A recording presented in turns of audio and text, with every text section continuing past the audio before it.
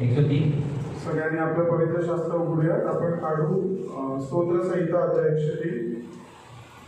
और उसका 1 से 22 तक मैं पढ़ूंगा. त्याचं 1 ते 22 पर्यंत मी वाचतो. मैं जब पढ़ रहा हूँ तो आप भी अपने बाइबल में देखिए. जेव्हा मी वचन वाचतोय तेव्हा तुम्ही सुद्धा आपापल्या बायबलमध्ये पवित्र शास्त्रामध्ये वचन वाचा. दाऊद का भजन है मेरे मन यहोवा को धन्य कह और जो कुछ मुझ में है उसके पवित्र नाम को धन्य कह. है मेरे मन यहोवा को धन्य कह और उसकी किसी उपकार को न हो. जो तेरे सब अधर्मों को क्षमा करता और तेरे सब रोगों को चंगा करता. जो तेरे प्राण को गड्ढे में से उबारता और तेरे सिर पर करुणा और दया का मुकुट पहनाता. जो तेरी लालसाओं को भली वस्तुओं से तृप्त करता है जिससे तेरी जवानी उकाब के समान फिर से नहीं हो जाती है. यहोवा सब विषयों के लिए धार्मिकता और न्याय के कार्य करता है. उसने मूसा पर अपने मार्ग और इस्राएलियों पर अपने कार्य प्रकट किए. यहोवा दयालु और अनुग्रहकारी, विलंब से कोप करने वाला और अति करुणामय है. वह सर्वदा झिड़कता न रहेगा, न क्रोध करता रहेगा. उसने हमारे पापों के अनुसार हमसे व्यवहार नहीं किया, न हमारे अधर्मों के अनुसार हमें बदला दिया. जैसे आकाश पृथ्वी के ऊपर ऊंचा है वैसे उसकी करुणा उन पर महान है जो उससे डरते हैं. उदयाचल से अस्ताचल जितनी दूर है उसने हमारे अपराधों हमसे उतनी ही दूर कर दिया. 13वां वचन. जैसे पिता अपने बच्चों पर दया करता है वैसे ही यहोवा उन पर दया करता है जो उससे डरते हैं. क्योंकि वह हमारी सृष्टि को जानता है, उसे स्मरण रहता है कि हम धूली है. मनुष्य की आयु घास के समान है और मैदान के फूल के समान फूलता है. जो हवा का झोंका लगते ही ठहर नहीं पाता और फिर उसका स्थान भी उसे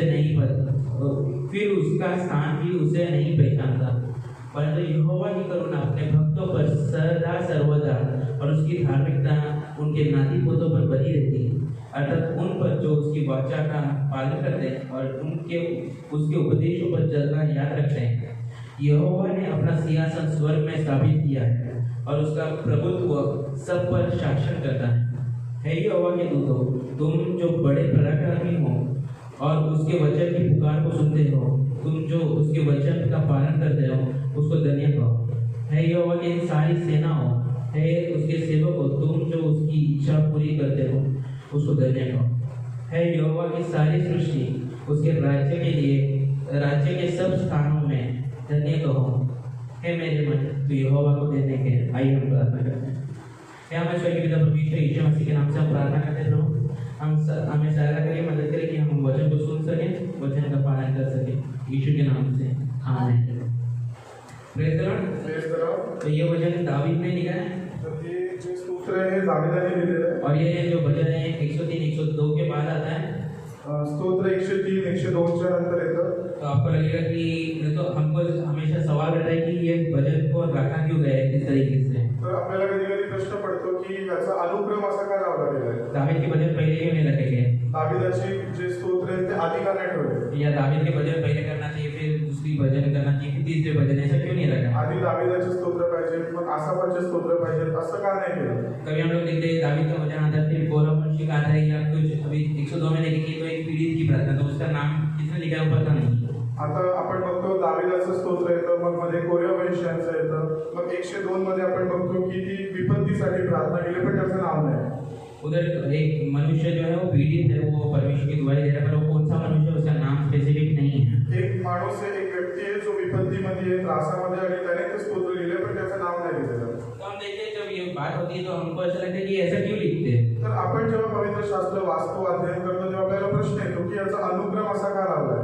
तो हमको परमेश्वर के प्रभुत्व पे विश्वास रखना है. परमेश्वर ने जो वचन को दिया है हमारे लिए, उसके जो इंस्पिरेशन है उसको हमको याद रखना है. तर आपल्याला देवाच्या सामर्थ्यावरती विश्वास ठेवायचा आणि देवाच्या वचनाची जी प्रेरणा आहे त्याच्यावरती आपल्याला विश्वास ठेवायचा. ये पवित्र आत्मा की प्रेरणा से हमें मिला है, हमारी कुछ परमेश्वर ने मनगढ़ंत कहानी ऐसे अनुमान से कुछ नहीं लगा है. कारण की जे काही पवित्र शास्त्र आहे हा ईश्वर प्रेरित संदेश म्हणून आपल्यासाठी लिहिला गेलेला आहे. मैं आपको एक उदाहरण इस वचन को चालू करने के पहले एक उदाहरण देना चाहता हूँ. हे वचन चालू करायच्या आधी मी तुम्हाला एक उदाहरण सांगतो. आप सोचिए कि आप ऐसे स्थान में हो जहाँ पे आप कुछ नहीं है, आप एकदम घने जंगल में हो, आपको कोई सहायता के लिए उधर नहीं है। तुम्ही अशा ठिकाणी आहात, खूप दाट जंगल आहे जिथे तुम्हाला मदतीसाठी कोणी नाहीये, सिर्फ आपको एक बोतल पानी की है फक्त तुमच्याकडे एक पाण्याची बाटली आहे और आप हो, आणि तुम्ही आहात.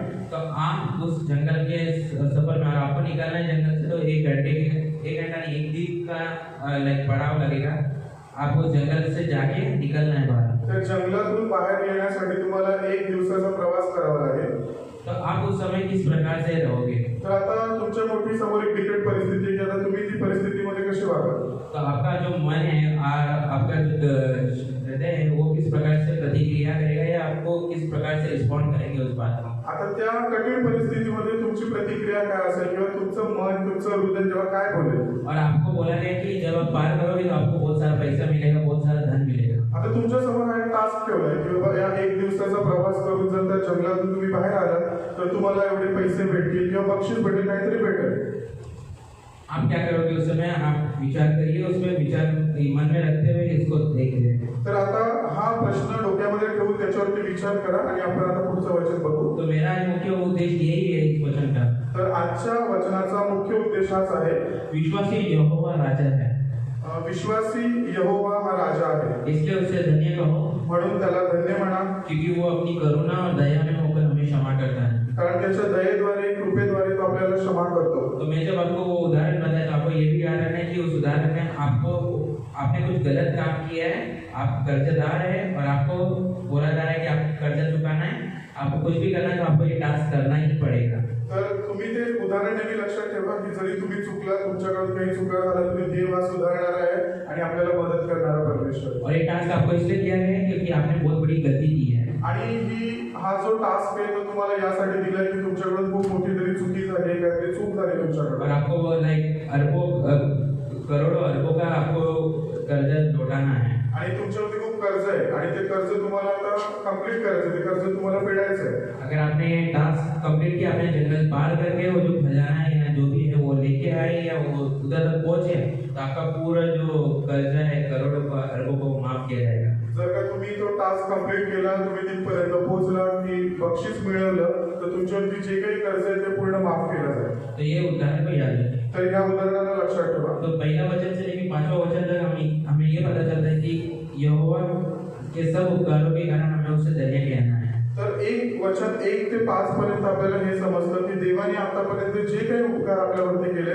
ते नेहमी स्मरण ठेवायचे आणि त्यासाठी देवाचे आभार मानायचे. 6 से लेकर 18 में हम देखते हैं कि यहोवा को धन्य क्यों कहना है, क्योंकि उसकी करुणा महान है। 6 ते 18 पर्यंत आपण बघतो की आपण देवाचे आभार का मानायचे, कारण की त्याची कृपा खूप महान आहे. और 19 से लेकर 22 में हम देखते हैं कि यहोवा को धन्य इसलिए कहना है क्योंकि वो सृष्टि का राजा है, सृष्टि का राजा है। आणि 19 ते 22 पर्यंतचं वचन आपण त्यासाठी देवाला यासाठी धन्यवाद द्यायचे, कारण की तो संपूर्ण सृष्टीचा निर्माण करता है.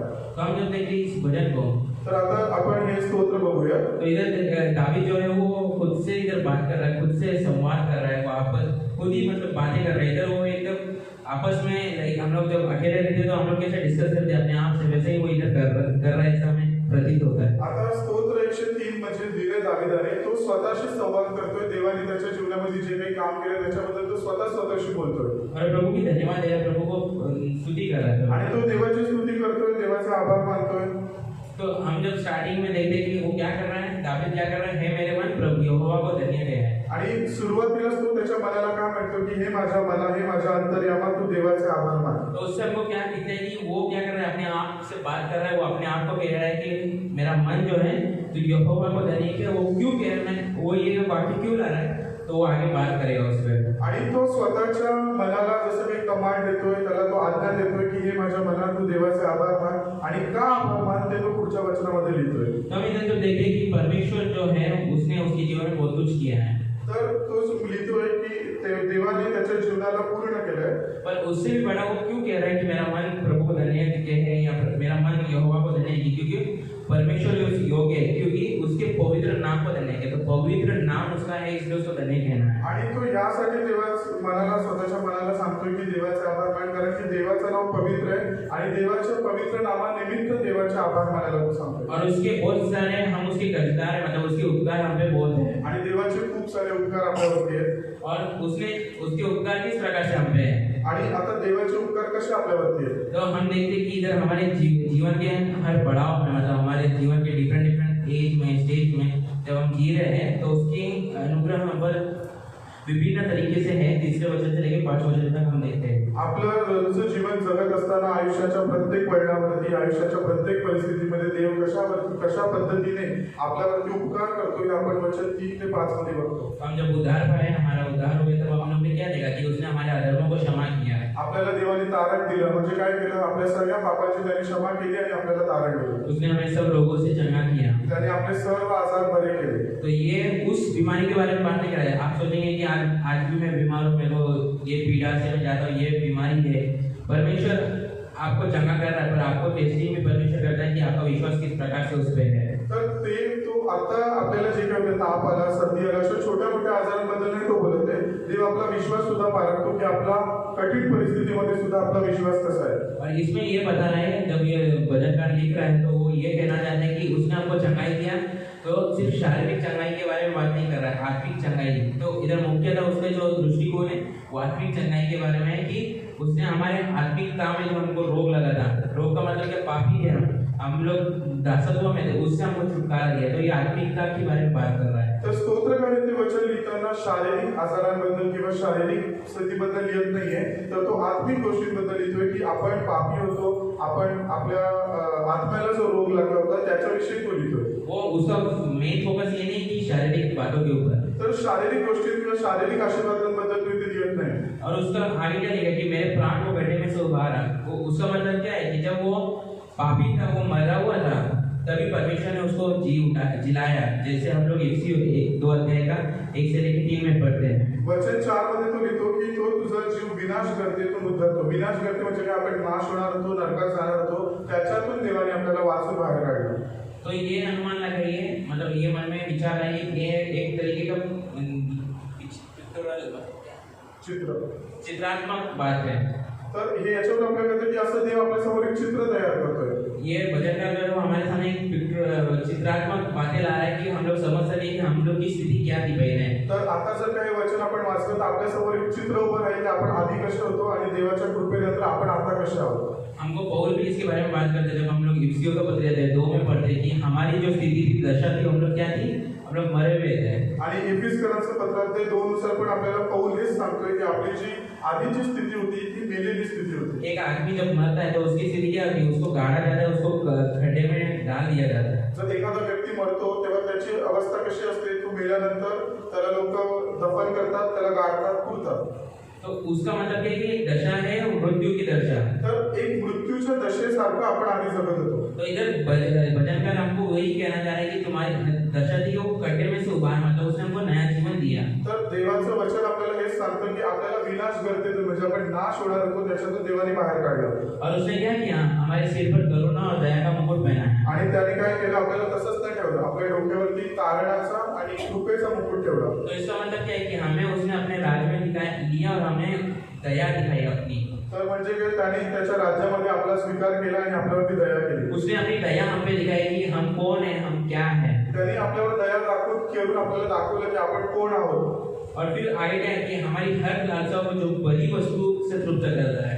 आणि तो काय लिहितो की आपल्या आयुष्याला तो उत्तम पदार्थांनी तृप्त करतो। तो इधर क्या लिखा है कि तेरी लालसाओं को भली वस्तुओं से तृप्त करता है। म्हणजे आपल्या ज्या इच्छा आहेत, आकांक्षा आहेत, त्यांना खूप चांगल्या गोष्टींनी तो तृप्त करतो। तो इधर एक मुख्य बात याद रखिए कि जब हम कुछ भी सोचते हैं, जेव्हा आपण काही विचार करतो कि मुझे ये चाहिए, मुझे वो चाहिए, मेरे पास ये होना चाहिए, मेरे पास वो होना चाहिए, पर परमेश्वर तभी भी हमारी हर लालसा को पूरी नहीं करता, पर जो भली है, जो हमारे लिए उपयुक्त है या हमारे लिए लाभदायक है, उसको पूरी करता है। ऑब्वियसली आपण मनुष्य असल्याच्या कारणाने आपल्या मन बऱ्याचशा गोष्टीची इच्छा करतं, पण त्याच्यातून पण ज्या आपल्यासाठी चांगल्या गोष्टी आहेत त्याच देव पूर्ण करतो। मतलब अगर मैं जो उदाहरण दे रहा हूँ या मैं जो बोल रहा हूँ उससे आप लोगों को अगर दुख लगेगा तो मुझे माफ करिए। जर मी सांगताना किंवा प्रचार करत असताना जर का कुठल्या उदाहरणाद्वारे तुम्हाला वाईट वाटलं तर मला माफ करा। एक अनपढ़ व्यक्ति अगर लालसा रखा है कि मेरे को कंपनी का CEO बनना है, एखादा अशिक्षित व्यक्ती आहे जो शाळेत गेलाच नाही, कधी तो शिकला नाही, पण त्याला असं वाटतं की मी मोठ्या कंपनीचा चेअरमन बनावा, मैं एकदम CEO बनना चाहिए, मेरे अंदर वो काम होना चाहिए, मेरा खुद का कंपनी होना चाहिए, मी त्या कंपनीचा CEO बनावं, चीफ ऑफिसर बनावं। आपको क्या लगता है ये लालसा, ये जो आशा है, ये अच्छी है? तर त्याची जी ही इच्छा आहे ती बरोबर आहे का? तो आप लोग को ये उदाहरण वैसा समझ में आए तो आप लोग जब सोचते हो कि प्रभु मेरे को खुद का घर दे, मेरे को ये दे, पास कुछ पैसा नहीं है, सिर्फ आप आशाएं रख रहे हो, पर आपका कुछ रिस्पॉन्ड में काम नहीं दिख रहा है, आप खुद का घर होने के लिए आप प्रयास नहीं कर रहे हो। जब प्रभु आपको पैसे की प्रबंध कर रहे हो तो आप लोग पैसा उड़ा रहे हो, पैसों का सदुपयोग अच्छे से नहीं कर रहे, कुछ सेविंग नहीं कर रहे, और आप बोले प्रभु मुझे घर दे घर दे घर दे, कैसे देगा प्रभू? तुमची खूप इच्छा आहे की तुमच्याकडे खूप मोठं घर असावं, स्वतःचं घर असावं, पण त्यासाठी अनुरूप कार्य किंवा कृत्य तुमची नाही, तुमच्याकडे पैसे येतात पण तुम्ही ते बचत करत नाही, तुम्ही ते उडवून टाकता, तर मग तुमची जी इच्छा आहे ती बरोबर आहे का? If you are not able to save your money, you are just dumb person. Like आप लोग जब ये करते हो, पैसा जमा नहीं कर पा रहे, आप लोग एक निर्बुद्धि के समान आप क्या कर रहे हो, अपने सिर्फ मनोकामनाओं को पूरे कर रहे हो और लालसा दूसरे कुछ अलग रखते हो। जर का तुम्ही देवाने जो दिलेलं धन आपल्या हातामध्ये आहे, जर का ते तुम्ही बचत करत नाही किंवा त्याला तुम्ही सांभाळत नाही, तर तुम्ही निर्बुद्ध मनुष्यासारखे आहात। और आप लोग कहते हैं कि प्रभु मुझे चंगाई नहीं देगा, प्रभु मुझे मेरी आशाओं को नहीं पूरी कर रहा है। भाई तू आशा ठीक तो रख पहले। आणि म्हणून मग कधी कधी आपण देवाला प्रश्न करतो की देव मला माझ्या इच्छाला पूर्ण नाही करत, मी प्रार्थना करतो पण त्याला उत्तर येत नाही, पण म्हणून देव म्हणतो की तुम्ही ज्या काही प्रार्थना करता ते योग्य असलं पाहिजे। हमारी जो आशा है वो परमेश्वर की भावता वो होना चाहिए। हमारी जो आशा है वो परमेश्वर को पूरा करता है। क्यों पूरा करता है? वो जानता है कि इसकी आवश्यकता इस बंदे को है, इस व्यक्ति को है, वो तब पूरी करेगा। आपल्या ज्या इच्छा आकांक्षा आहेत त्या देव नेहमी पूर्ण करतो, त्या देवाला प्रसन्न करणाऱ्या अशा असल्या पाहिजे। और इधर क्या लिखा है? भली वस्तु। आणि इथे लिहिले की चांगल्या गोष्टी। इधर ऐसा नहीं है कि तेरी सब लालसा को वो पूरी करेगा। इथे असं नाही लिहिलं की तुझ्या सगळ्या इच्छांना तो पूर्ण करतो। आप लोग इसको मिस इंटरप्रेट या गलत इसका क्या बोलते हैं अनुवाद मत करिए। तर याचा चुकीचा अर्थ घेऊ नका किंवा याला चुकीचं समजू नका। और यीशु परमेश्वर का वचन कहता है वो हमारी सब अभिलाषा को पूरी करेगा। जो अनपढ़ है वो बोलेगा मैं सीईओ बनना चाहता हूँ, प्रभु आपका वचन कहता है आप भली वस्तु। इधर बात अलग है। तर इथे वचन मध्ये दिलं असा अर्थ असा नाही की देव तुमच्या सगळ्या इच्छांना पूर्ण करतो। देवाचं वचन एकदम स्पेसिफिकली दिलंय की तो तुमच्या फक्त चांगल्या गोष्टींना, चांगल्या इच्छांना पूर्ण करतो। और जब हम लोग आगे देखते हैं कि हमारे जो सिकनेस के बारे में और हीलिंग के बारे में बात हो रही है, तो कभी कभी परमेश्वर हमें इसलिए बीमार गिराता है या बीमारी हमारे जीवन में कभी कभी इसलिए आती है कि परमेश्वर की महिमा हो सके। आता इथे पुढच्या वचनामध्ये शारीरिक आशीर्वादांबद्दल आणि आजारांबद्दल दिलंय, तर कधी कधी हे आपण समजून घ्यायला पाहिजे की आपल्या जीवनामध्ये आजार त्रास यासाठी येतात की त्याच्याद्वारे देवाचा गौरव व्हावा। तो हर एक व्यक्ति को पुराने नियम में जब हम देखते थे तो परमेश्वर उनके पीड़ाएं लाता था, सिकनेस लाता था, मतलब बीमारियां लाता था। क्यों लाता था? क्योंकि उन लोग आज्ञा उल्लंघन करते थे। परमेश्वर जब उन पे अपनी कृपा दृष्टि दिखाता था, उन लोग क्षमा मांगते थे, तब दिखाता था, तो परमेश्वर उन्हें चंगाई भी देता था। तर जुना करार तुम्ही वाचला असेल तर तुम्हाला कळून येईल की जेव्हा जेव्हा इस्रायली लोक पाप करायचे, देवाच्या विरुद्ध जायचे, देव त्यांच्यावरती पीडा टाकायचा, बली टाकायचा, आणि जेव्हा जेव्हा ते स्वतःला नम्र करायचे, देवाकडे परत यायचे, देव त्यांना त्याच्यातून बाहेर काढायचा। आगे हम क्या देखते हैं? जिससे तेरी जवानी मुखाव के समान नहीं हो जाती।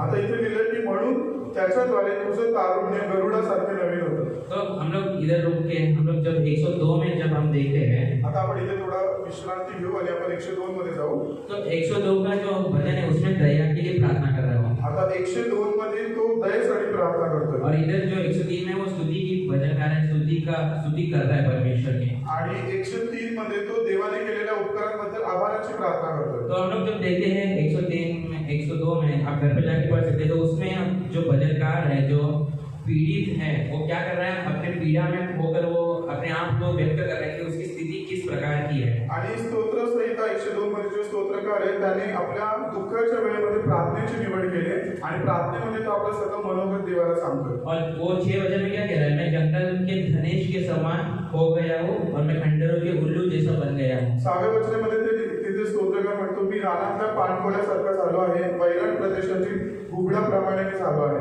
तो इधर उन पक्षियों के बारे में उद्गार कर रहा है जो अशुद्ध गिने जाते हैं। अशा पक्षांबद्दल इथे उल्लेख केला गेलाय की जे जुन्या करारानुसार अशुद्ध मानले गेले और उन लोग को कोई भी अभी भी हम लोग भी पसंद नहीं करते हैं। आणि अजून पण त्या पक्षांना कोणी त्यांची आवड नाही करत किंवा त्यांना पसंत नाही करत। तो उसकी स्थिति उस प्रकार की थी। तर त्या व्यक्तीची परिस्थिती तशा पद्धतीने झाली होती। पर जब हम लोग 103 में आते तो हम लोग क्या देखते हैं? जिससे तेरी जवानी उकाब के समान फिर से नहीं हो जाती है। तर 103 मधल्या 5व्या वचनाच्या दुसऱ्या पोर्शन मध्ये आपण काय बघतो की म्हणून तुझे तारुण्य गरुडासारखे नवीन होते। तो हम लोग क्या देखते हैं? इधर ऐसा बर्ड का या पक्षी का उद्गार कर रहा है या उसका नाम ले रहा है जो एकदम बलशाली है, या उसके जो उकाब पता है आपको? तो उकाब कैसा है? उसकी जो जीवन है या उसका जो शिकार है वो हड़प लेता है और उस मतलब अपने निशाने बराबर निशानेबाज है, मतलब उसका जो निशाना है वो सही रहता है। स्तोत्र 102 मध्ये जेव्हा स्तोत्रकार आपली स्वतःची तुलना अशा पक्षांबरोबर करतो की ज्या पक्षांना कोणी इतकी आवड करत नाही, पण तो स्तोत्र जेव्हा 103 मध्ये आपण वचन बघतो तेव्हा तो स्वतःची तुलना गरुडाप्रमाणे करतो, कारण की गरुड हा सामर्थ्यवान चपळ असा पक्षी आहे की जो आपली शिकार बरोबर हेरतो। और तो इधर उकाब का उसने क्यों इस्तेमाल किया, क्योंकि उकाब जो है वो फुर्तीला है, वो एकदम हास्य या वो उसमें एनर्जेटिक है वो। आणि गरुडाबरोबरच त्याने त्याची तुलना का केली, कारण की गरुड जो आहे तो असा सामर्थ्यवान आहे आणि तो असा एकदम चपळ आहे, म्हणून त्याची तुलना त्याने गरुडाबरोबर केली। जब हम लोग 102 में देखते तो वो पक्षी अकेले हैं या अपने आप में रहते हैं, उनको किसी से कुछ लेना देना नहीं है, ऐसे है। आणि 102 मध्ये जे दोन पक्षांबरोबर त्याने त्याची तुलना केली ते पक्षी एवढे सामर्थ्यवान नाही आहेत किंवा ते एकटे राहतात, असे ते पक्षी आहेत। और फिर हम लोग आगे देखते हैं तो वो बता रहे हैं कि उसकी जीवन में कैसी स्थिति थी और परमेश्वर की धन्यवाद दे रहा है, परमेश्वर की स्तुति कर रहा है क्योंकि परमेश्वर ने उसकी जो जीवन की स्थिति वो बदल दी। आणि आता तो त्याच्या भूतकाळाबद्दल सांगतो की त्याची आधीची परिस्थिती कशी होती आणि मग देवाने त्याची परिस्थिती कशी केली। तो हम लोग आगे देखते हैं, जब हम लोग 6 से लेकर 18 में पढ़ेंगे, आता 6 ते 18 आपण बघू। तो हम लोग में क्या देगा कि यहोवा को धन्य हो क्योंकि उसकी करुणा महान है। आता तो वचन म्हणतोय की परमेश्वराला धन्य कहा कारण की त्याची कृत्य जी ती महान है। तो हम लोग वो उदाहरण के द्वारा बता रहे हैं कि तो आप जब भी पुराना नियम पढ़ोगे तो लोग जो लेखक लोग हैं उन लोग एक ही बात का इस्तेमाल ज़्यादा करते हैं कि उन लोग को जो दासत्व से जो निकाला मिस्र देश से, उन लोग उसके बारे में ज़्यादा बात करते हैं क्योंकि उनके लिए बहुत बड़ा काम था। जुना करार जर आपण वाचला तर त्याच्यामध्ये एकाच गोष्टीचा आपण पुन्हा पुन्हा वाचतो की ती म्हणजे इस्रायली लोक मिस्र देशामध्ये गुलाम होते आणि त्याच्यातून देवाने त्यांना बाहेर काढलं। हीच गोष्ट वारंवार का लिहिली गेली, कारण की त्यांच्यासाठी खूप महान आणि मोठी गोष्ट होती। और हर भजन का ज्यादा करके बार-बार ये रिपीट करता है क्योंकि वो बताना चाहता है कि उनका परमेश्वर कौन है और उनके लिए उसने क्या किया। आणि प्रत्येक स्तोत्रकार या वचनावरती जास्त जोर देतो किंवा या घटनेवरती जास्त जोर देतो, कारण की त्याला लोकांना सांगायचं आहे की त्यांचा परमेश्वर किती महान है। और वो क्या कह रहा है इधर 6 वचन से क्या बोल रहा है, वो पीछुओं को धर्म के लिए धार्मिकता और न्याय के कार्य करता है। तो वो बता रहे कि अभी परमेश्वर ने ये काम भी किया, मेरी स्थिति ऐसी थी, अगर मैं इस अधमरे स्थिति में था, परमेश्वर ने मुझे जीवित किया, मुझे बनाया और मेरे वो अभी दूसरे लोगों के लिए भी क्या करता है, वो पीछे हुए लोगों का भी न्याय करता है, धार्मिकता से न्याय करता है। तो वो परमेश्वर के स्वभाव के बारे में बात कर रहा है। आता इथे स्तोत्रकार 6व्या वचनामध्ये देवाच्या स्वभावाबद्दल, देवाने केलेल्या चांगल्या कृत्यांबद्दल वर्णन करतोय का,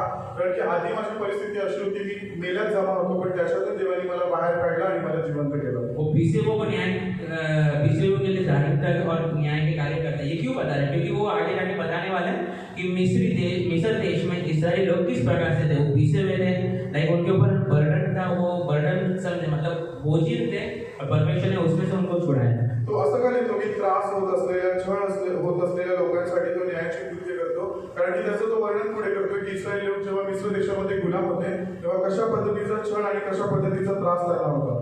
और हम लोग आगे क्या देखते हैं, उसने मूसा पर अपने मार्ग और इस्राएल पर अपने कार्य प्रकट किए। तो मूसा को इधर क्यों ला रहे हैं, क्योंकि मूसा को परमेश्वर ने इसलिए चुना था कि वो इस्राएली लोगों की अगुवाई करे, उनको मिस्र देश से छुड़ाए और परमेश्वर के सामने लाए। आता मोशेबद्दलचा उल्लेख इथे का केला गेला, कारण की मोशेवरती देवाचा आत्मा प्रकट झाला, मोशेला देवाने पाचारण केलं आणि त्याला लोकांच्या सोडवणुकीसाठी मोशेचा अद्भुत रीतीने देवाने वापर केला। और जब हम लोग 8 और 9 वचन में देखते हैं, आता पुढचं 8 आणि 9 वचन आपण बघतो, तो इधर हमको इस प्रश्न का उत्तर मिलता है कि परमेश्वर ने क्यों किया।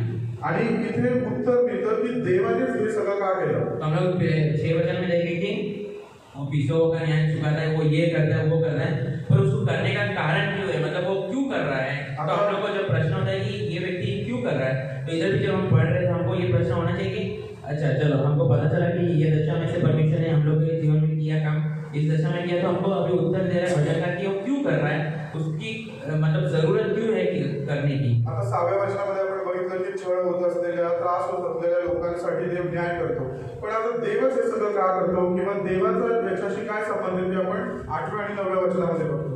हम लोग इधर क्या देखते हैं कि इस यहोवा दयालु और अनुग्रहकारी है, विलंब से कोप करने वाला और अति करुणामय है। तर 8वं वचन म्हणतं की परमेश्वर दयाळू आहे, तो कृपाळू आहे, तो मंद क्रोध आहे आणि तो दया करणारा परमेश्वर। और ये वो एक निर्गमन अध्याय 34 उसका 7 और 8 से वो कोट कर रहा है। निर्गमन अध्याय 34 त्याचं 7व्या आणि 8व्या वचनानुसार तो इथे लिहितोय. तो उधर हम क्या देखते हैं, उधर की बात ये है कि परमेश्वर ने मूसा को बुला लिया, तर तिथे आपण बघतो की देवाने मोशेला पाचारण केलं, बुलाया मतलब क्या है, त्याला बोलावलं, सिनाई पर्वत पे बुलाया. त्याला सिनाय पर्वतावरती और बोलवलं. फिर इन लोगों ने क्या देखा कि मूसा जब आए हैं तो इन लोगों ने मूर्ति पूजा की है. तर जेव्हा इस्रायल लोकांनी बघितलं की मोशे अजून खाली आला नाही तर त्यांनी मूर्तिपूजा करायला चालू केली. और फिर उन लोग पाप में फंस गए. म्हणजे पापामध्ये अडकले. फिर मूसा आया, फिर उसने उनको अलग किया कि कौन शुद्ध लोग हैं कौन अशुद्ध लोग हैं, उनको अलग करके जो जिन लोग ने ये कार्य किया उनको मार डाला. मग मोशेने त्यांना वेगळं केलं की जे शुद्ध लोक आहेत जे देवाचं भय मानतात ते वेगळं व्हा,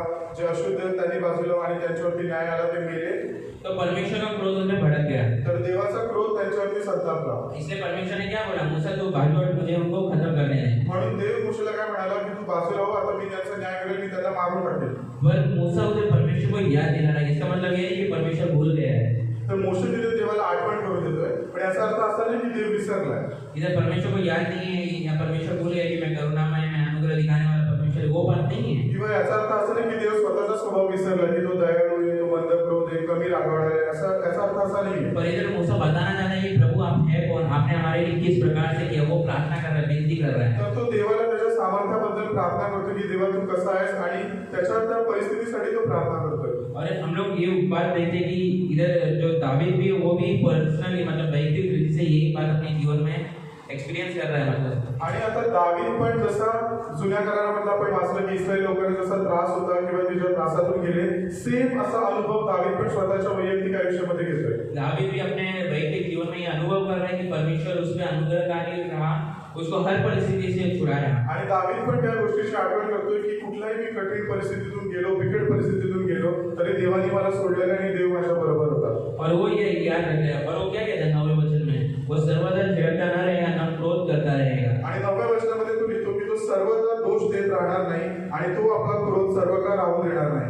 और हमारे पापों को के अनुसार हमसे व्यवहार नहीं किया. तो बता रहे कि परमेश्वर जो है, हमने जो गलतियां की है, तो हमको क्या लगता है, हमारे जब हम माता पिता बच्चों के संबंध में क्या होता है, तो बच्चों को क्या लगता है कि हमने जो गलती की माता पिता उसके कारण हमें शिक्षा देंगे. आपल्याला असं वाटतं की आपण जे काही आता हे नैसर्गिक शारीरिक जीवनाबद्दल जर बघितलं तर आपल्याला असं वाटतं की आपण जर काही चुका केल्या, आपण काही पाप केलं तर आपले आई वडील त्याच्याबद्दल आपल्याला शिक्षा देतील. फॉर एग्जाम्पल अगर मैंने खाना फेंक दिया किंवा मी जेवण फेकलं तो मेरे से अगली बार मेरे को खाना कम मिलेगा या मिलेगा नहीं. तर पुढच्या वेळेला मला जेवण कमी देतील किंवा भेटणार पण नाही. फिर वो शिक्षाएं चालू होगी. मग ती शिक्षा चालू झाली. तो हमें जो हमने कार्य किए हैं हमें उसी का मतलब परतफेड उसी बात से हो रही है. तर आपण जे काही कृत्य करतो त्याच्याच अनुसार आपल्याला परतफेड मिळते. और जो माता पिता का क्रोध तब तक रहेगा जब तक वो उसका सॉल्यूशन नहीं ढूंढते या उसको हमको सिखा नहीं पाते तब तक. तर आई वडिलांचा राग कुठपर्यंत असेल, जोपर्यंत तो मुलगा केलेल्या चुकीबद्दल त्याला पश्चाताप होत नाही, तो सुधरत नाही, तोपर्यंत राग असेल. पर बच्चों का काम क्या है उधर कि वो क्षमा मांगे और रिश्ता जो अपना जुड़ गए या वो गुस्सा हो गए तो उनसे क्षमा मांगे. तर मुलांचं काम काय आहे की बाबा त्यांच्याकडून चुकी झाली तर त्यांनी आपलं नातं सुधारलं पाहिजे, क्षमा मागितली पाहिजे आणि ती चुकी त्यांनी परत नाही केली पाहिजे. पर इस स्थिति में भी उनके माता पिता क्या है वो झिड़कते अपने बच्चों को. पण असं पण भले त्यांच्या मुलांनी चुका केली पण त्यांच्या आई वडिलांना सोडून देतात का? मैं एक उदाहरण देना चाहता हूँ. इधर कोविड बैठा है, जैसे कि एक लड़का था, उसने अपने पैसे कुछ पैसों को उड़ा दिया मतलब गलत काम में. एक मुलगा होता, त्याने त्याच्याकडे जे काही पैसे होते सेविंग होते ते पैसे त्याने चुकीच्या कामामध्ये वापरले. और वो सोचा कि पैसा बढ़ेगा मिलेगा ज्यादा, इसलिए उसने गलत उस चक्कर में उसने क्या किया, लगा दिया और वो पैसा उसका पूरा नुकसान हो गया. तर त्याला असं वाटलं की आपले पैसे मल्टिप्लाय होतील, वाढतील म्हणून त्याने ते कुठेतरी इन्व्हेस्ट केले आणि ते पैसे उडाले. और वो पैसा डूबते और वो पैसा भी उसका नहीं था और उसके सेविंग्स वो किसी दूसरे के लिए सेविंग कर रहा था. आणि ते त्याचे पण पैसे नव्हते, त्याने ते दुसऱ्या कोणाकडून तरी घेतले होते पैसे, तो त्याच्यासाठी ते करत होता. तो उसने अपने पिताजी को कॉल किया, उसने कहा कि मेरा ये गलती हुआ, मुझे क्षमा करो, मुझे पैसे की जरूरत है. तो उसके पापा ने पहले उसको डांटा पर जल्दी से उसके अकाउंट में ट्रांसफर भी कर दिया कि ले तेरा जो भी नुकसान हो वो भर ले. आता जेव्हा त्याला कळलं की तो त्या परिस्थितीमध्ये अडकलेला आहे तेव्हा त्याने त्याच्या वडिलांना फोन केला की बाबा माझ्याकडून अशी चुकी झाली. पहिल्यांदा त्याचे पप्पा त्याला ओरडले, त्याचे बाबा त्याला ओरडले आणि त्याच्यानंतर जेवढे पैसे होते त्याच्या अकाउंटला ट्रान्सफर केले. तो वो तो स्वभाव रहता है ना माता पिता का, थोड़ा डांटने का, फिर जल्दी से शांत रहने तर का. आई वडिलांचा स्वभाव आहे की जर का मुलांनी चुकी केली तर ते थोडा वेळ रागवतात आणि नंतर त्यांना माफ करतात. और उस समय डांटना भी उचित है क्योंकि गलती जो है वो बच्चा कब सुधरेगा, कब उसको पता चलेगा कि वो गलत किया. आणि त्यावेळेला रागावणे सुद्धा रास्त आहे, कारण की त्या मुलांना पण कळलं पाहिजे चुकी केली म्हणून आपल्याला ही शिक्षा मिळाली. उसके पिता ने उसके साथ ये नहीं किया कि मैं पैसा नहीं दूंगा तुझे, जा निकल. त्याचे बाबा त्याला असे नाही बोलले की मी तुला पैसे नाही देणार. या उसका फोन जो है ब्लैकलिस्ट में लगा दिया, या वो कभी भी दूसरे के फोन से फोन करता है, उसको पता चला कि मेरा बेटा फोन कर रहा है तो काट दिया, उसका फोन रिप्लाई नहीं कर रहे, बात नहीं कर रहे उससे. त्याने असं नाही केलं की त्याचा फोन नाही उचलला किंवा त्याच्या फोनला उत्तर नाही दिलं, असं नाही केलं त्याने.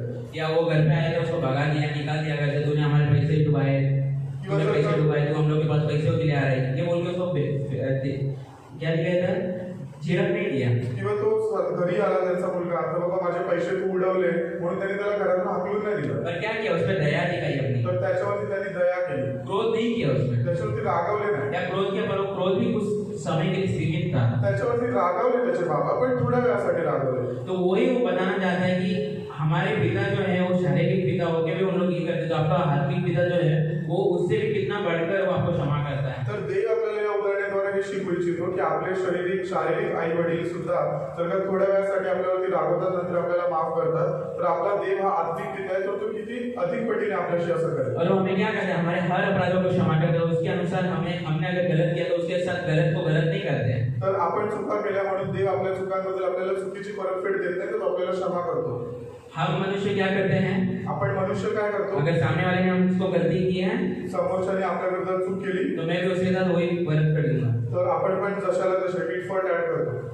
फॉर एग्जाम्पल निवृत्ति ने मुझे धोखा दिया, मुझे मेरे नाम की बदनामी की, जर मी जोशुआच्या नावाची बदनामी केली तो मैं भी उसके नाम की बदनामी तर करूंगा. मी पण त्याला रिटर्न मध्ये परतफेडीमध्ये तसंच करेल. तो हम एक दूसरे को बदनामी करते रहेंगे, चलता रहेगा. तर आपण एकमेकांच्या नावांबद्दल चुकीचं बोलत जाऊ आणि हे चालू आहे. और दूसरा प्रतिक्रिया क्या रहेगा, आणि दुसरी प्रतिक्रिया काय असेल, अभी वो मेरे बारे में बोलते जा रहे हैं, मैं उससे गुस्सा दिखा रहा हूँ, गुस्सा रह रहा हूँ. जर का मी त्याच्याबद्दल चुकीचं बोलतोय, विरुद्ध बोलतोय आणि मग मला समोरून रागाची प्रतिक्रिया येते और मैं उससे गुस्सा ही कर रहा हूँ, मैं उसको बात नहीं करूंगा, मैं उससे अपना रिश्ता तोड़ने का ठोक दिखाऊंगा कि मैं तेरे से बात नहीं करना चाहता, मैं तेरे से रिश्ता नहीं रखना चाहता. किंवा मग मला मी असं दाखवेल की मला खूप राग आला आणि आता मला तुझ्याबरोबर नातं नाही ठेवायचं किंवा मी बोलणार नाही.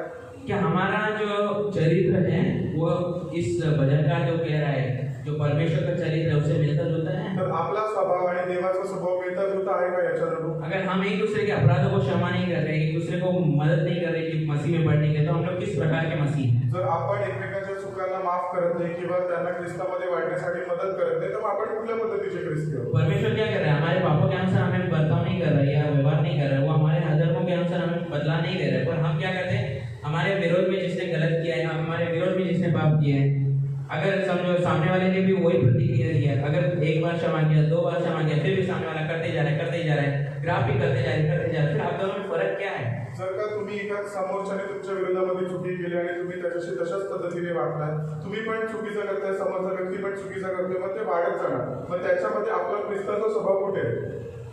अगर आप छोटे हो तो बड़े से क्षमा मांगो, और बड़े लोग भी क्षमा मांगो, छोटे से क्षमा मांगने से कोई कम नहीं होता. जर का तुम्ही लहान आहात तर तुम्ही मोठ्यांची क्षमा मागायलाच पाहिजे, आणि जर का तुम्ही मोठे आहात तर तुम्ही लहानांची क्षमा मागितल्याने तुम्ही कमी नाही होत. कौन ऐसा संसार में व्यक्ति जो सॉरी बोलने से मर गया? असं कोणी जगामध्ये बघितलंय का की तो कोणातरी सॉरी बोलला आणि मग गेला? और मूवीज वगैरह का बात आता है, वो नहीं ला रहा हूँ. पिक्चर मध्ये दाखवत असतील तर ते खोटे आहे. पर रियल लाइफ में अगर कोई सॉरी बोला और उसको फिर भी क्षमा नहीं किया, there will be some grudges, like grudge को क्या बोलते हैं, ग्रज मतलब जो क्या बोलते हैं, अपने दिल में उसके प्रति हम लोग पूरा कड़वाहट रखेंगे उस व्यक्ति के प्रति, पर हमें उस कड़वाहट को ग्रज को हमारे अंदर रखना भी नहीं है. मतलब आपण आपल्या मनामध्ये काही किंतु परंतु नाही ठेवलं पाहिजे की बाबा समोरच्याने आपल्याकडे माफी मागितली, आपण पण त्याला क्षमा करतो, पण त्याच्यामध्ये काही किंतु परंतु किंवा असं काही डाऊट नाही त्याच्यामध्ये ठेवला पाहिजे. आप लोग सोचेंगे सामने वाला मेरे से क्षमा मांगेगा, मैं सोचा मेरे सामने वाला मेरे से क्षमा मांगेगा, वो सोचेगा ये क्षमा मेरे से मांगेगा. तर आपण वाट नाही बघायला पाहिजे की समोरून तो येईल मग माझ्याकडे माफी मागेल, तर समोरच्याने पण असा नाही विचार केला पाहिजे की मी जाऊन त्याच्याकडे माफी मागेल. और उसके लिए आप लोग को आपकी रिलेशनशिप को बिल्डअप करना चाहिए. तर याच्यासाठी आपले नातेसंबंध आपण जपले पाहिजे, त्याची काळजी घेतली पाहिजे. अगर सामने वाले ने आपको एक चांस दिया, फिर भी आप उसमें कम पाए गए, दूसरी बार दिया, फिर भी आप जानबूझ के उसको सताने के लिए बार-बार वही चांस को मिसयूज करोगे तो क्या फायदा? जर का आपल्याला एकदा दोनदा संधी दिली गेली पण तरी सुद्धा आपण जर तेच करतोय तर मग त्याचा काय उपयोग? अगर मेघा दीदी को मैंने जो मेघा दीदी ये है उसको मैंने अगर एग्जांपल से बोल रहा हूँ कि अगर मैंने उसको एग्जाम बोला कि ये काम कर और वो फिर भी नहीं करे, फिर भी उसको क्षमा किया, दूसरी बार नहीं करे, फिर भी क्षमा किया, फिर भी वो जानबूझ के, अभी मैं जान उसको आता भी रहेगा काम करने, अगर मैं बोल रहा हूँ उसको झाड़ू मार अच्छे से, इधर झाड़ू मार, वो मार रही है, फिर भी कचरा इधर उधर फैला हुआ है, फिर भी मैं बोल रहा हूँ अच्छे से मार, ऐसा मारा जाता, फिर भी वो नहीं कर रही है। अभी वो तीसरी बार जानबूझ के करे, मैं मारूंगी नहीं, इसको मजा आ रहा है मुझे सताने में, फिर वो करती है इसकी। जर का मी मेघाताईला एक काम सांगितलं, मला माहिती तिला साफसफाई खूप चांगली करता येते, मी तिला सांगितलं बाबा हे काम कर, एकदा सांगितलं दोनदा सांगितलं तरी ती नाही करत आहे आणि तिला मजा येते मला त्रास द्यायला, मग याच्यामध्ये चूक कोणाची? तो हम लोग क्या करते हैं, हम लोग को है ना दूसरों को सताने में बड़ा मजा आता है। तर आपल्याला दुसऱ्यांना त्रास द्यायला खूप मजा येते।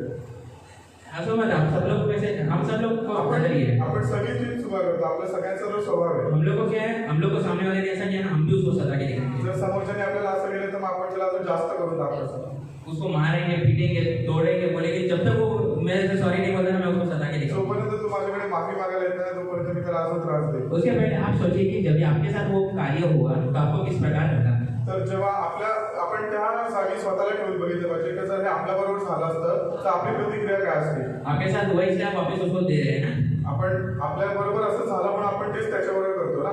तो आप लोग को जब बुरा लगा तो आप लोग का जो प्रतिक्रिया है, जो आपका रिस्पॉन्स है उसके प्रति आपका कैसा रिस्पॉन्स है, वही रिस्पॉन्स आप दोहरा रहे हैं, तो मतलब क्या आपका? जर का समोरच्याने आपल्या बरोबर जर चुकीचं केलं आणि आपण पण जर का तेच करतो मग त्याच्यात आणि आपल्यामध्ये फरक काय राहिला? हम लोग को रिस्पॉन्स किस प्रकार करना चाहिए? आप मसीह हो, तर आपण जर का ख्रिस्ती आहोत तर ख्रिस्ती असल्याच्या नात्याने आपला प्रतिसाद कसा असला पाहिजे? क्या आप सोचते हो आप मसीह हो? तुम्ही स्वतःला ख्रिस्ती समजता का? तो हम लोग का रिस्पॉन्स दूसरे के प्रति किस प्रकार से होना चाहिए? बाइबल के होना चाहिए, बाइबल के में जो लिखा है उसके अनुसार होना चाहिए। तर पवित्र शास्त्राच्या नुसार आपलं त्याच्या समोरच्या व्यक्तीसाठी प्रतिक्रिया असली पाहिजे की नाही? परमेश्वर ने हमसे कैसा व्यवहार किया, हम लोग ने उसको प्रतिक्रिया में बुरा दिया, फिर भी उसने हमारे साथ अच्छा ही व्यवहार किया। आपण देवाच्या विरोधात खूप पाप केलं, चुका केल्या, पण तरी सुद्धा देवाने आपल्याशी कसं नातं ठेवलं? हम लोग उसमें संधियों पे संधि दी, आज भी हमें संधि पे संधि दे रहे हैं। हम लोग बुरा काम करते हैं, हम लोग विश्वासी होकर भी हम लोग पाप करते हैं, बुरे काम करते हैं, फंस जाते हैं, इधर उधर करते हैं, फिर भी हमें माफ करता है। ख्रिस्ती असून विश्वासी असून सुद्धा प्रत्येक दिवशी आपल्याकडून चुका होतात, आपल्याकडून पाप होतात, तरी सुद्धा देव आपल्याला क्षमा करतो, संधी देतो। तो हमें भी एक दूसरे को क्षमा करना होना चाहिए। तर आपल्याला पण एकमेकांना क्षमा करता यायला पाहिजे।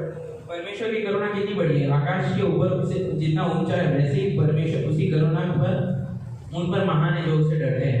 आणि जसं पृथ्वीच्या वरती आकाश खूप लांब आहे, खूप मोठं आहे, तसं त्याच्याच नुसार जे लोक देवाचे भय करतात त्यांच्यावरती देवाची कृपा पण मोठी आहे। परमेश्वर इधर दावीद क्या कह रहा है कि परमेश्वर की कृपा जो अनुग्रह है, प्रभु की जो अनुग्रह उसमें है, उससे कंपेयर कर रहा है कि कितनी महान है, उसको गिन नहीं सकते, मतलब उसकी अपार दया हम पर है। आणि दावीद काय करतो, देवाची दया जी आहे त्याचा तुलना तो कशाबरोबर करतो? आकाशाबरोबर। आकाशाला कोणी मापू शकतं का? त्याच पद्धतीने देवाच्या कृपेला सुद्धा कोणी मापू नाही शकत। हम इधर देखिए कि वो किस पर करता है, तो उसके जो रेसिपिएंट्स है, जो मतलब उत्तर लेने वाले हैं,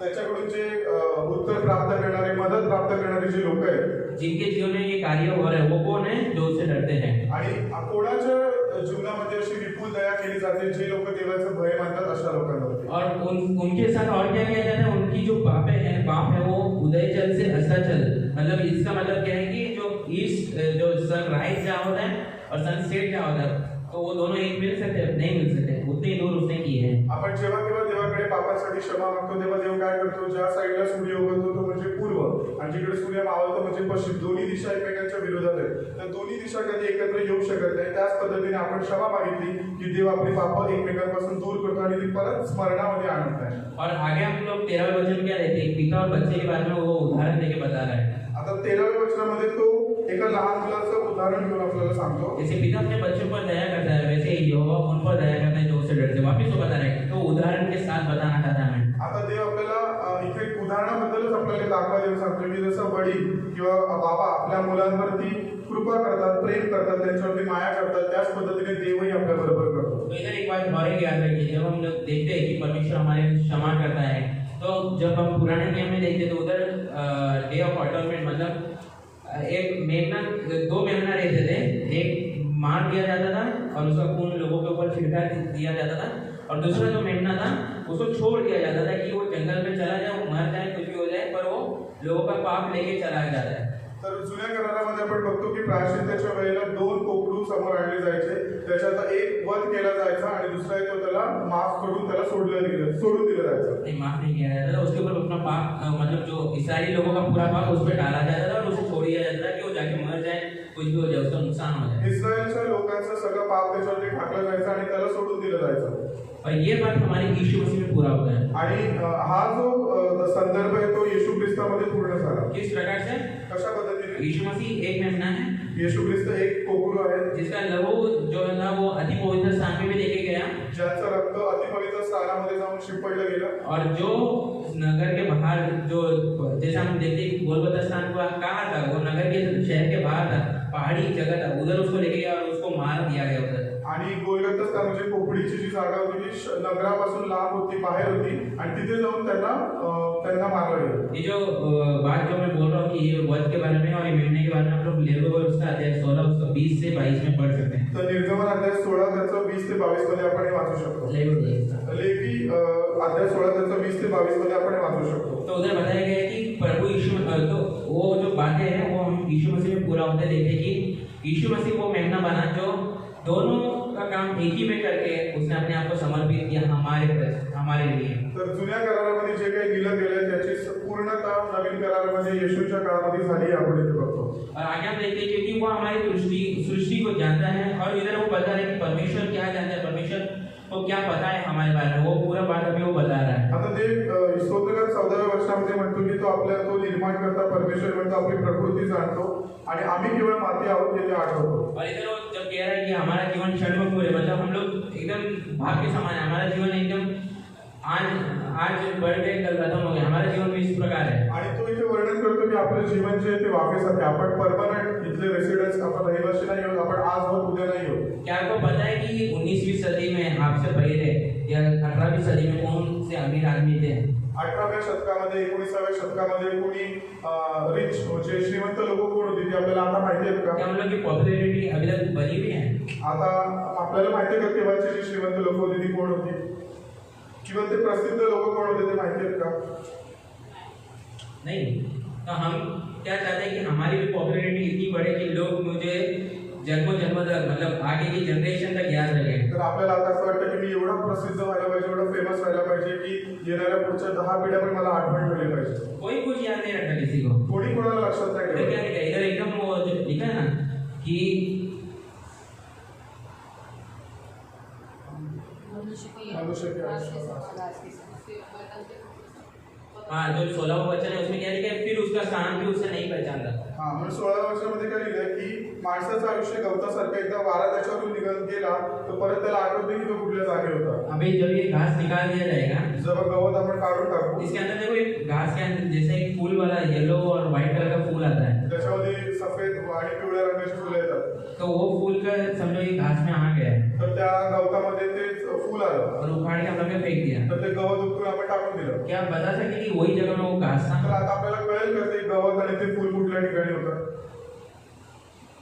अभी आप लोग एकदम विज्ञानी वाले मत बोलिए, एकदम तर्कशास्त्र असे लोक बनू नका। आप लोग उसको मार करेंगे फिर उसको रखेंगे। मैं बताना चाहता हूँ कि कोई किसी को याद नहीं रखता उधर। तर याचा मी तुम्हाला काय सारांश सांगतोय की कोणाला कुठल्याही कुठल्याही माणसाला लक्षात नाही ठेवत। कहेंगे आपको अपना समय बर्बाद करने की, उसको कहा था वो सब ढूंढने में। तर मग का आपण एवढं आपलं आयुष्य किंवा वेळ वाया घालवायचे, ते कुठे होतं शोधत वैसे बसायचं? हमारे जीवन को हमको कहीं के लिए पॉपुलैरिटी बढ़ाने में हमको लगाए तर रखा मग काय एवढं प्रसिद्ध व्हायला आणि फेमस व्हायला आपण आपलं आयुष्य खर्ची घालवायचं? प्रभु हमें फेमस करता है तो होने दो। देखो आज जो पास्टर्स है, अभी पहले के जितने पास्टर्स है जो फेमस थे, उन लोगों की भी इतनी पॉपुलैरिटी नहीं है। जो लोग जानते हैं, अभी आप लोग मैं बोलूँगा कि 15वीं सदी में मार्टिन लूथर नाम का एक बंदा था जिसने परमेश्वर के राज के लिए काम किया। क्या आपको पता है? नहीं पता। तो ये बात भी कि प्रभु के लिए भी जो लोग ने काम किया, पर उनको प्रभु ने इतनी पॉपुलैरिटी नहीं दी क्योंकि लोग उनके पीछे नहीं चलना चाहिए। लोग किसके पीछे चलने का है? तो हमको इन सब की पॉपुलैरिटी लेके इसकी उसकी बातें लेके कुछ फायदा नहीं है। म्हणून आपल्याला आपल्या जीवनाचा, ख्रिस्ती जीवनाचा मुख्य उद्देश हाच असला पाहिजे की आपण मनुष्याला प्रसन्न करणारे असे नसले पाहिजे, तर आपण देवाला प्रसन्न करणारे असे असले पाहिजे। हम लोग को प्रभु ने इसलिए बुलाया कि हम लोग उसकी महिमा करें। तर देवाने आपली निर्मिती यासाठी केली की आपण त्याची स्तुती करावी। और प्रभु आगे क्या लिखा है 19 से लेकर 22 में? आता 19 ते 22 शेवटचं पद आपण वाचू। क्योंकि वो सृष्टि का राजा है, वो जानता है, इसलिए हमको उसको धन्य कहना है। आता देव हा राजास्थानावरती बसलेला आहे, तो संपूर्ण सृष्टीचा राजा आहे, म्हणून आपल्याला त्याचे आभार मानायचे। तो वो जो है सर्व सृष्टि पे राज्य करता है, तो संपूर्ण सृष्टीवरती राज्य और करतो वो अपनी दया उन पर दिखाता है जो घास के समान है, उन पर भी वो अपनी दया दिखाता है। आणि जे गवताप्रमाणे जे खालच्या दर्जाचे लोक आहेत त्यांच्यावरती सुद्धा तो त्याची दया दाखवतो. वो किन पर दया दिखा रहा है? जो आज है कल नहीं होंगे, कल नाश मतलब कल खत्म हो जाएंगे, लेकिन हमारे जैसे हम लोग आज जीवित है, कल मर जाएंगे, वो उन पे भी दया दिखाता है. आपल्यासारख्या नाशवंत लोकांवरती पण तो दया दाखवतो जे की आज आपण आहोत आणि उद्या आपण नसणार, उद्या आपण मरून जाऊ. 20 से लेकर 22 में आपका प्रतिक्रिया क्या होना चाहिए? आता 20 ते 22 मध्ये आपली प्रतिक्रिया काय असली पाहिजे? तो इधर क्या लिखा है? हे यहोवा के दूत, तुम बड़े पराक्रमी हो. हम लोग परमेश्वर को धन्य दे रहे हैं, परमेश्वर की महिमा कर रहे हैं, वो पूरी इधर बात चल रही है. आता देव आपल्याला त्या वचनानुसार सांगतो की आपण देवाच्या नावाला धन्यवाद देतो, कारण त्याचं वचन आहे परमेश्वराच्या दूतांनो जे तुम्ही बल संपन्न आहात.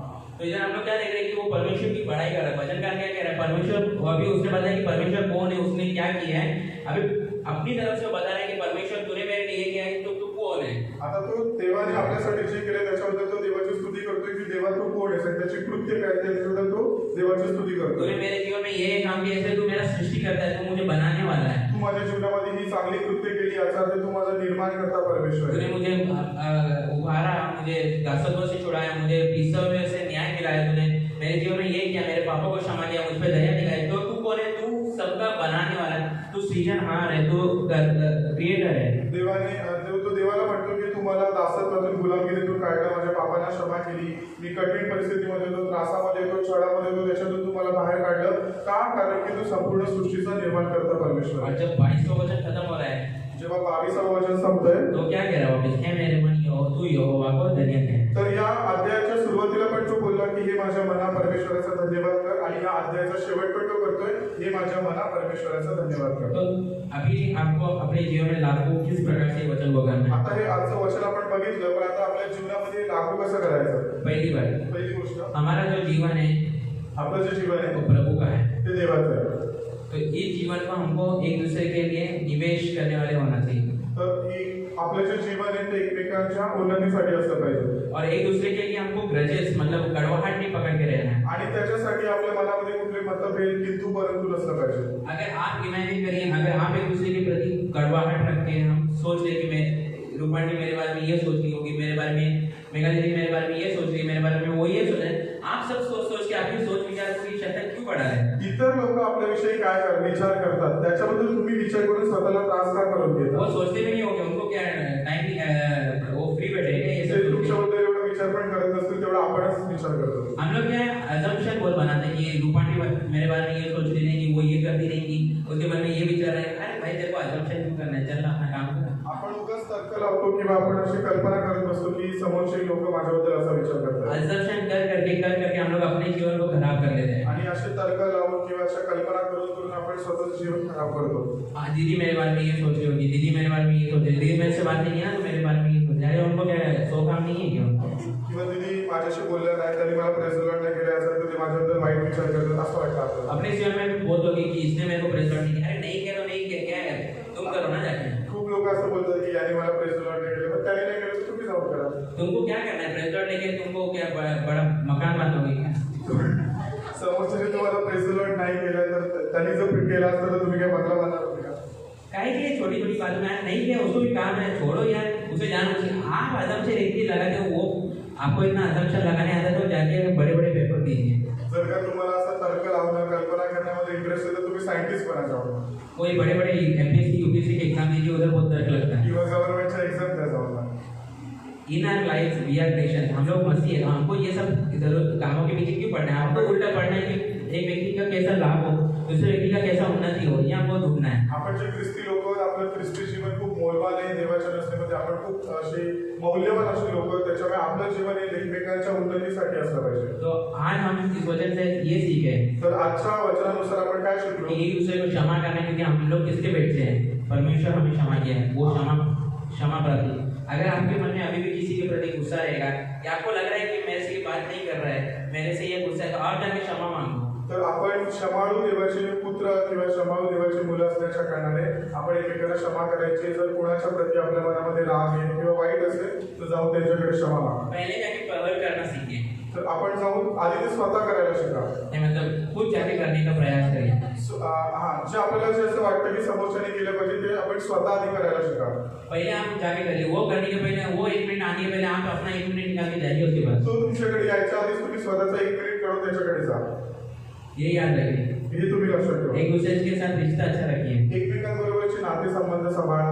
परमेश्वर यही चाहता है कि हम लोग अगर रिश्ता एक दूसरे से अच्छा रखेंगे, चाहे कुछ भी हो जाए, हम लोग एक दूसरे को क्षमा करेंगे, तो हम लोग मसीह में बढ़ रहे हैं. जर आपण एकमेकांना क्षमा करू, त्यांच्याकडे माफी मागू, एकमेकांबरोबर ते नाते सांभाळू, तर आपण आपला जो ख्रिस्तीपणा आहे तो आपण प्रदर्शित करू इधर लोकांना. जो दावीद परमेश्वर की अनुग्रह जो उस पे मिली है, वो उससे जो एक्सपीरियंस कर रहा है, मतलब अनुभव कर रहा है, उससे भी ज्यादा हम पर उसकी करुणा और दया हम पे ज्यादा हुई है. दाविदावरती जेवढी कृपा केली गेली, त्याच्यावरती जी कृपा झाली त्याच्याबद्दलचं आभार प्रदर्शन तो देवाला करतोय. तर दाविदाहीपेक्षा खूप जास्त कृपा आपल्यावरती केली गेली, त्याच्यामुळे आपण पण त्याच पद्धतीने प्रतिक्रिया दिली पाहिजे. दावीद के टाइम में न्याय तुरंत होता था, दाविदाच्या वेळेला तर न्याय लगेच व्हायचा और यीशु मसीह उन लोगों को बार बार सैक्रिफाइस मतलब बलिदान चढ़ाना पड़ता था. आणि त्यावेळेला त्याच्यासाठी पापासाठी पश्चातापासाठी त्याला प्रत्येक वेळेला जाऊन अर्पण द्यायला लागायचे. आज हमको बार बार जाना पड़ता है. आपण प्रत्येक वेळेला जातो का? हम लोग क्या करते हैं? यीशु मसीह मुझे क्षमा कर. आपण काय करतो की डायरेक्टली बोलतो की प्रभू येशूच्या नावामध्ये मला क्षमा कर. और यीशु ही हमें हमारे अपराधों से क्षमा कर सकता आणि है, येशूच आहे जो आपल्याला आपल्या अपराधांपासून क्षमा देऊ और शकतो. वही हमें हमारे अपराधों और पापों से दूर रख सकता है. आणि येशूच आपल्याला आपल्या पापांपासून क्षमा देऊन आपल्याला अपराधांपासून दूर ठेवू तो शकतो. आप किसकी राह देख रहे हो? तर मग आपण कोणाची वाट बघतोय? यीशु मसीह ने ऑलरेडी हमारे लिए अपना लहू बहाया है. येशू ख्रिस्तांनी ऑलरेडी आपल्यासाठी त्यांचं पवित्र रक्त बहालेलं आहे. So, आइए हम उस चरणों में चले, उस पवित्र स्थान में चले जहाँ यीशु मसीह ने ऑलरेडी हमारे लिए सब कुछ तैयार किया. तर चला आपण अशा पवित्र स्थानामध्ये जाऊया की जिथे ऑलरेडी आपल्या येशूने त्यांचं पवित्र रक्त दिलेलं आहे. जो मैंने आपको उदाहरण बताया, मैंने जो एग्जाम्पल आपको दिया था स्टार्टिंग में, उसमें क्या है, वो व्यक्ति का रिस्पॉन्ड क्या होता है? अगर उसको कर्जा चुकाना है तो उसको क्या करना है? कठिन परिस्थितियों में से, घने जंगल में से उसको जाना पड़ेगा, और उसका अंतिम डेस्टिनी क्या है कि वो धन पाना है और उसको मुक्त पाना है. वैसे ही आज हमें भी जब हम लोग चल रहे हैं जीवन में, हमारे लिए बहुत कठिनाइयां रहेगी, पर हम लोग एक दूसरे को क्षमा करने से, एक दूसरे को चलाने में से, फॉर एग्जाम्पल वो घने जंगल से चल रहा है, कोई जानवर को लगा है, वो उसकी इलाज करा रहा है, उनको भी अपने साथ लेके चल रहा है, वो उनके साथ व्यवहार अच्छा दिखा रहा है. क्यों ले रहा है? क्योंकि वो जानता है कि अभी कितना उपयोग समय है. वो अकेला चलेगा तो कुछ फायदा नहीं, अगर वो जानवरों से अपनी दोस्ती करेगा या उनकी इलाज करेगा, वो एक अच्छा काम कर रहा है उनके प्रति. वैसे हम भी मसीहत में जब चलते हैं तभी हम लोग एक दूसरे की मदद करें और परमेश्वर की महिमा करें. तर जेव्हा मी वचनाच्या सुरुवातीला तुम्हाला एक उदाहरण सांगितलं, ते काय होतं की त्या माणसाला किती पण कठीण परिस्थिती येऊ दे, तो पडला, त्याला उठायचा आणि त्याला त्याचं जे शेवटचं मिशन आहे, म्हणजे काय, तो खजिना ते बक्षीस प्राप्त करून त्याला ते कर्जापासून मुक्तता पाहिजे. तशाच पद्धतीने आपलं ख्रिस्ती जीवन, आपलं शेवटचं लक्ष आपल्याला प्रभूकडे जायचं, स्वर्गात जायचंय. त्यासाठी किती पण आपल्याला ख्रिस्ती जीवनामध्ये समस्या आल्या, आपल्याला एकमेकांशी मदत करायला लागली, क्षमा करायला लागलं, माफी करायला लागली, ते सगळं करा आणि त्याच्याद्वारे आपला ख्रिस्तीपणा आपण प्रकट करू. मैं आपको वापस एक क्वेश्चन पूछूंगा. मी पुन्हा तुम्हाला एक प्रश्न विचारतो. आप मसीह हो? तुम्ही ख्रिस्ती आहात का? हो ना? आप लोग क्या करेंगे? मसीहत का काम दिखाओगे. तर आपण ख्रिस्ताची कामं पूर्ण करू. आप लोग के जीवन में मसीहत आप बोलते हैं मसीह हो, तो मसीह के काम दिखने चाहिए, तभी आप कहलाओगे कि आप मसीह हो. जर का आपण स्वतःला ख्रिस्ती म्हणतो तर ख्रिस्ताची कृती आपल्याद्वारे दिसली पाहिजे. ये मसीहत नाम या क्रिश्चियन नाम ये अपने आप नहीं आया, मतलब लोगों ने नहीं बनाया कि हम मसीह हैं, हम मसीह हैं, हम मसीह हैं. जुन्या प्रेषितांच्या काळामध्ये ते लोक स्वतःला ख्रिस्ती नाही म्हणाले, त्यामुळे स्वतःला ख्रिस्ती नाव असं नाही दिलं. परंतु लोगों ने उनके काम देख के, लोगों ने उनके उदाहरण को, जीवन को देख के उनको मसीह का फॉलोअर बोल के ग्रहण किया. लोकांनी त्यांचे बदललेले जीवन बघून लोकांनी त्याला नाव दिलं की हे ख्रिस्ताचे फॉलोअर्स आहेत, हे ख्रिस्ताला अनुकरण करतात म्हणून हे ख्रिस्ती आहे. तो हमको देखना है कि हमारी जीवन दया से भरी हुई है. हम लोग को दया की प्रार्थना करना है और साथ में क्या करना है? स्तुति भी करना है, क्योंकि परमेश्वर ने ऑलरेडी हमारे लिए सब कुछ दे दिया है, कर दिया है. तर आपल्याला काय करायचं, आपल्या जीवनामध्ये जी सुद्धा परिस्थिती चालली त्याच्यासाठी आपल्याला दयेसाठी देवाकडे प्रार्थना करायची आणि त्याच्यानंतर देवाला आपण स्तुती सुद्धा द्यायची. 102 वचन जो है वो उसमें बता रहा है कि वो पीड़ित किस प्रकार से अपनी दुआएं दे, पर 103 में परमेश्वर ने ऑलरेडी उसके लिए क्या किया है वो बता रहा है. आणि 102 मध्ये स्तोत्रकार काय करतो की तो कुठल्या त्रासांमध्ये होता, त्यासाठी त्याने दयेची प्रार्थना केली आणि 103 मध्ये तो म्हणतो की देवाने त्याच्यातून कसं बाहेर काढलं. तो आइए हम अपने आंखों को बंद करेंगे और उस स्थान में चलेंगे जहाँ परमेश्वर यीशु मसीह हमारे लिए विद्यमान है और हमारे लिए कुर्बान किया हुआ है. तर आपण सगळे डोळे बंद करूया, स्वतःला नम्र करूया आणि देवाच्या दयेच्या कृपेच्या आस्थानाकडे आपण जाऊया. पिता परमेश्वर यीशु मसीह के नाम से हम आपके सामने आते हैं. प्रभु, हम चाहते हैं कि आप हमारे परमेश्वर हो, आप हमारे सृजनहार हो, सब कुछ आप हो. हम आपको धन्य करें और आपकी महिमा कर सकें, क्योंकि आप राजा हो. तो प्रभु, जैसे आज वचन हमने सुना कि हम विश्वासियों को यहोवा राजा है, इसलिए हमको धन्य कहना है, क्योंकि आपने अपनी करुणा और दया में होकर हमारे हर अपराधों को क्षमा किया और हमें छुड़ाया. इस पाप के दासत्व से हम इसलिए धन्यवाद देते हैं। प्रभु जी हमें मदद कीजिए कि हम और बढ़े और आपकी महिमा करने वाले हो सके, एक दूसरे से क्षमा प्राप्ति जीवन जी सके, एक दूसरे को माफ करें, एक दूसरे के साथ अपना रिश्ता पुनर्स्थापित करें, एक दूसरे के प्रति एकदम खुल के रहे कि एक दूसरे के साथ एंजॉय करें, एक दूसरे के साथ अपना टाइम जो है, इस बहुमूल्य टाइम जो है वो स्पेंड करें अच्छा सा। क्योंकि क्या पता अगर हम मर गए तो हमारा क्या होगा, और जो आज जो हमने बिता हुआ समय है परमेश्वर के राज्य में वो एक हम लोगों को एक तरीके का आशीषमय मिलेगा। तो ये बात याद रखते हुए हम लोग एक दूसरे के साथ मिलजुल के रहिए, रहने के लिए आप शायद मत करिए, एक दूसरे के साथ अच्छे से रहे, प्रभु के वचन बांटते हुए, प्रभु के वचन सिखाते हुए हमको जीने के लिए सहायता मत करिए। आप हमारी सहायता करिए, मदद करिए प्रभु जी, आप हमें मदद कीजिए कि हम आपको धन्य करें, आप ही धन्य के योग्य हो। आगे का पूरा समय हम आपके हाथ में सौंपते हैं। ये छोटी सी प्रार्थना उद्धारकर्ता के नाम से मांगते हैं, कबूल करो पिता। आमीन।